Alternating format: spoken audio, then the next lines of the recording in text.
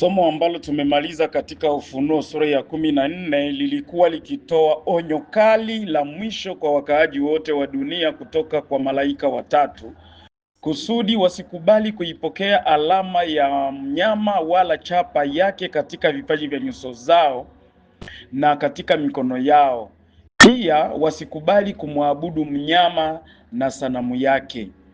Sasa tuliona pia kuwa Yesu atakuja kuivuna dunia siku ya mwisho kupitia malaika zake watakaotakiwa kuikusanya ngano, yaani watakatifu, na kuipeleka ghalani mwake, yaani kuwapeleka mbinguni, yaani wale waliozishika sheria zake na kuwa na imani kama yake, kwa kuishika sabato yake takatifu kama alama au ishara kati yake na watu wake, ambayo ni muhuri wa Mungu utakayowekwa juu ya vipaji vya nyuso zao, ambao wao ndio watoto wa Mungu.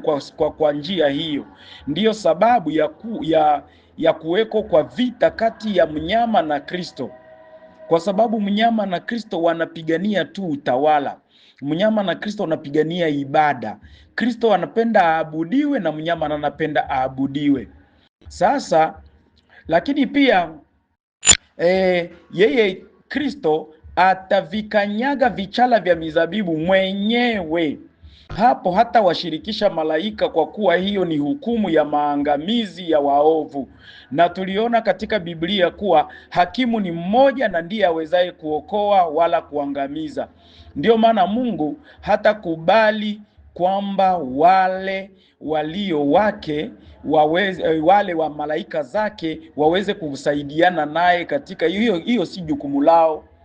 Haiwezekane viumbe wapate kufanya hukumu. Hukumu ni ya Mungu mwenyewe, kwa sababu yeye ndiye mtoa sheria. Sasa baada ya kuyajua hayo, tunaanza leo somo la Ufunuo 15 ambalo linafungua mlango kwa Ufunuo sura ya 16, na somo lenyewe linasema utakapokuwa umechelewa sana kuokolewa. Kumbe kitabu cha Ufunuo sura ya 15 kinatuonyesha namna gani wale wote wanaokuwa duniani kipindi hiki kitakapofika watakuwa wamechelewa sana kuokolewa. Ufunuo 15 mstari wa 1 hadi 8 inasema, kisha nikaona ishara nyingine katika mbingu iliyo kubwa na ya ajabu, malaika 7 wenye mapigo 7 ya mwisho. Maana ninarudia, kisha nikaona ishara nyingine katika mbingu iliyo kubwa na ya ajabu, malaika 7 wenye mapigo 7 ya mwisho. Maana katika hayo ghadhabu ya Mungu imetimia. Tena nikaona kitu kama mfano wa bahari ya kioo iliyochangamana na moto, na wale wenye kushinda watokao kwa yule mnyama na sanamu yake na kwa hesabu ya jina lake, walikuwa wamesimama kando kando ya hiyo bahari ya kioo, wenye vinubi vya Mungu, na wauimba wimbo wa Musa mtumwa wa Mungu na wimbo wa mwana kondoo, wakisema, ni makuu na ya ajabu matendo yako, Bwana Mungu Mwenyezi, ni za haki na za kweli njia zako, mfalme wa mataifa. Ni nani asiyekucha, Bwana, na kulitukuza jina lako? Kwa kuwa wewe peke yako mtakatifu. Kwa maana mataifa yote watakuja na kusujudu mbele zako, kwa kuwa matendo yako ya haki yamekwisha kufunuliwa. Matendo yako ya haki yamekwisha kufunuliwa. Mstari wa 5, na baada ya hayo nikaona na hekalu la hema ya ushuhuda mbinguni likafunguliwa, na wale malaika 7 wenye mapigo 7 wakatoka katika hekalu, wamevikwa mavazi ya kitani safi ya kung'aa, wamefungwa vifuani mwao mishipi ya dhahabu. Na mmoja wa wale wenye uhai 4 akawapa wale malaika 7 vitasa 7 vya dhahabu, vimejaa ghadhabu ya Mungu aliye hai hata milele na milele. Hekalu likajazwa moshi uliotoka kwenye utukufu wa Mungu na uweza wake, wala hapakuwa na mtu aliyeweza kuingia ndani ya hekalu hata yatimizwe mapigo 7 ya wale malaika 7. Unaona? Sura hii ya 15 ya Ufunuo ndiyo sura fupi kupita sura zote za kitabu cha Ufunuo. Inakuwa fupi kwa kuwa inaufungua mlango kwa umwagaji wa ile mvinyo iliyokanyagwa na Bwana mwenyewe katika shinikizo.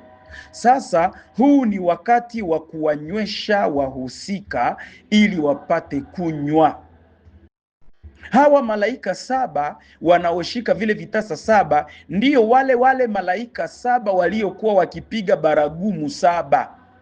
Hii inamaanisha ya kwamba zile baragumu saba zilikuwa na kazi ya kuwaamsha watu, kuwashitua wakaaji wa dunia wajue kuwa mapigo saba yako huko mbele yao na wanatakiwa kujiandaa kuyaepuka. Lakini kuliko wao wajiandae na kutenda mapenzi ya Mungu, walifanya nini unafikiri? Pahali wao wajiandae na kutenda mapenzi ya Mungu kwa kuzishika amri zake, ikiwemo sabato ya Mungu, ili waepukane na hayo mapigo, bali wao waliendelea kukaidi na kufanya mapendavyo, wakaikana sabato ya Mungu ya siku ya saba ya juma, wakaungana na huyo mnyama, yaani utawala wa upapa na sanamu yake ambao ni muungano wa madhehebu, kwa kuwafanya watu waipokee chapa, yaani 600, ile hesabu ya 666 ambayo ni hesabu ya jina lake, na alama ya mnyama ambayo ni ibada ya siku ya kwanza ya juma au dimanche. Wakawaonya, walionywa na wahubiri, walihubiriwa, waliambiwa maandiko matakatifu, walipelekwa hata kurudi kwenye msingi wa Biblia ili wapate kujua mahali ambapo wamekosea, lakini wakakataa kuachana na njia yao. Na kwa sababu hiyo wanatakiwa sasa kukipata kile walichokichagua wenyewe. Na kile walichokichagua ni nini? Ni kuasi kuliko kumwabudu Mungu, kuasi kuliko kutii sheria ya Mungu, kuasi kuliko kufuata kauli ya Mungu.